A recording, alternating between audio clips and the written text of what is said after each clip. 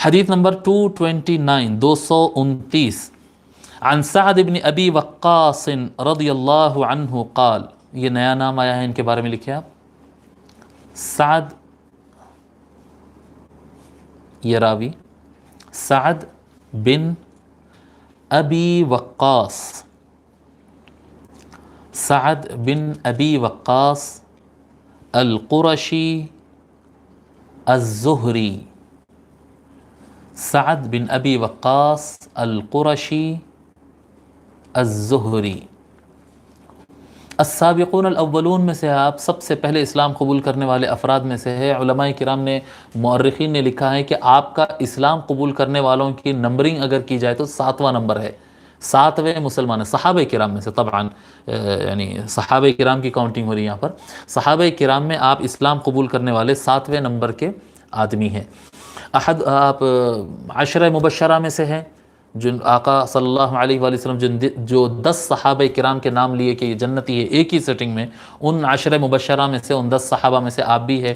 حضور اکرم صلی اللہ علیہ وآلہ وسلم کے ساتھ سارے غزوات میں، سارے جنگوں میں شامل رہے۔ حضور صلی اللہ علیہ وآلہ وسلم صرف 2 صحابہ کے لیے یہ لفظ فرمائے تھے، فدا کا ابی و امی، جی میرے ماں باپ تجھ پہ قربان کر اپنا کام، جی۔ تو حضرت سعد بن ابی وقاص رضی اللہ تعالیٰ عنہ ان میں ایک صحابی ہے، اور دوسرے زبیر بن العوام ہیں رضی اللہ عنہ۔ یہاں پر ان کا تذکرہ صرف یہ روایت نقل کرنے کے لیے بتا رہا ہوں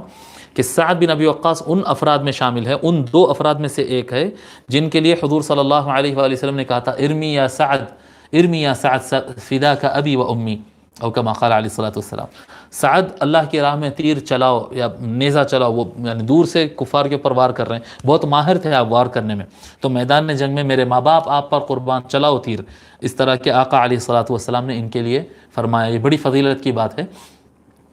آپ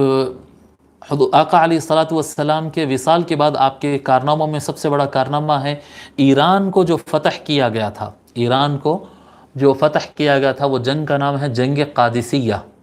جنگ قادسیہ۔ حضرت سیدنا عمر بن خطاب رضی اللہ تعالیٰ عنہ کے زمانہ خلافت میں یہ جنگ کی گئی تھی، جس میں ایران کو شکست کیا گیا تھا، اور آپ کا مقابلہ ڈائریکٹ رستم سے ہوا تھا۔ یہ نام ہندوستان پاکستان میں بہت زیادہ مشہور ہے، رستم کہتے ہیں، اور آج تک بھی یعنی ہمارے یہاں، وہاں کا تو پاکستان کا تو نہیں پتہ، لیکن ہمارے علاقوں میں آج تک بھی ایوارڈز جو دیے جاتے ہیں پہلوانوں کو، تو اس کو رستم کا ٹائٹل دیا جاتا ہے کہ رستم دلی اور رستم حیدرآباد اور رستم ہند، اس طرح کے ٹائٹل دیے جاتے ہیں کہ بہت بڑا پہلوان، بہت بڑا پہلوان تھا، اور واقعی میں تھا بھی ویسا وہ رستم۔ اور وہ رستم ایران کے افواج کا کمانڈر تھا، اور مسلمانوں کے افواج کے کمانڈر حضرت سیدنا سعد بن ابی وقاص رضی اللہ تعالیٰ عنہ تھے، اور حضرت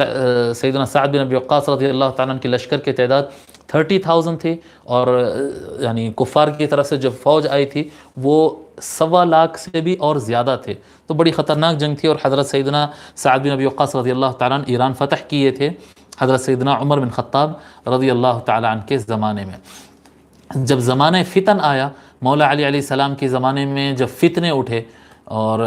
باغیوں نے بغاوتیں کی اور یہ سارے مسائل ہوئے، تو اس وقت جو جنگیں ہوئی تھی، جنگ جمل اور صفین اور نہروان، ان جنگوں کے موقع پر آپ گھر اختیار کر لیے تھے، اور ان کو سمجھ میں نہیں آ رہا تھا، کنفیوز تھے، تو وہاں پر بیٹھ گئے تھے اور گھر کے اندر۔ اور اس وقت جو ہے حضرت سیدنا سعد بن ابی وقاص رضی اللہ تعالیٰ عنہ کو معاویہ بن ابی سفیان اپنی سائیڈ لینے کی بہت کوشش کی ہے۔ ایک تو صحابہ کرام میں آپ کا وزن بہت ہے، اور دوسرا میدان جنگ کے آپ بہت طاقتور آدمی تھے، بہت قابل آدمی تھے، تو معاویہ بن ابی سفیان نے ان کو اپنا قاصد ان کے پاس روانہ کیا تھا، اور کوشش کیا تھا کیا کہتے ہیں کہ اپنی طرف ہم لے لیں، جی۔ تو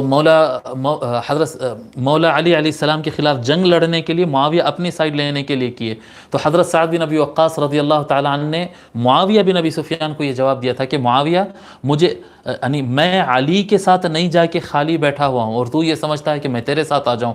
تو میرے نظر میں قاتل عثمان و خاذلہ سواء،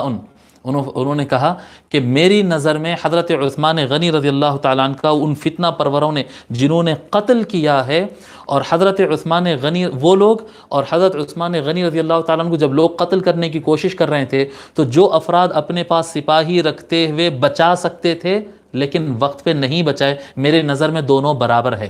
یہ جملہ یعنی بہت وزندار کتاب، یہ کتاب ہے میرے پاس اتفاق، ہمیشہ ہی رہتی ٹیبل پہ، یہ الاستیعاب فی معرفت الاصحاب، یہ علامہ ابن عبد البر کی ہے، جو اسماء الرجال اور تراجم کی سب سے بڑی کتابوں میں سے ایک کتاب ہے۔ الاستیعاب کے اندر یہ جملہ منقول ہے، اور کتب میں بھی ہے یہ جی۔ یہ بہت اہم جملہ ہے، اس کو غور کرنے کی بات ہے کہ